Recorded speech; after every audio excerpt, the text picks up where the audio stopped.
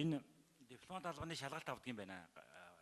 Элчин сайдын яамд. Шалгалт аваад хүн авдаг болсон сайн хэрэг. Тэгвэл шалгалт аваад яг тэр гадаад дотоод төгсөрсөн хилтэй устай хүүхдүүд тэнцэх болцоог нь хааж байгаа гэсэн иргэдийн шүүмжил гараад байгаа. Жишээлбэл та нар шалгалт зохион байгуулт юм байна. Шалгалт зохион байгуулангуудаа эхлээд энэ төрийн захиргааны чиглэлээр Монгол улсын хууль тогтоомжоор шалгалт авдаг юм байна.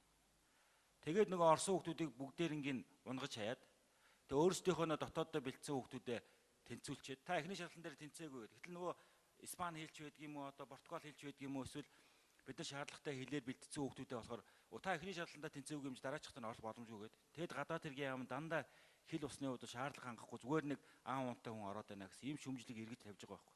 Жирийн нэг одоо хүүхдээ одоо өчнөө мөнгө төрөж сургаад гадаад харилцааны чиглэлээр гадаад сургачаад гадаад яамд оруулах гэхээр эхлээд ингээд төрийн захиргааны шалгалт монгол хэлээр аваад ингээ унахчаад байх. Эхлээд чинь тэр гадаад харилцаанд ажиллах тухайн улс орныхоо хэлээр нь юм уу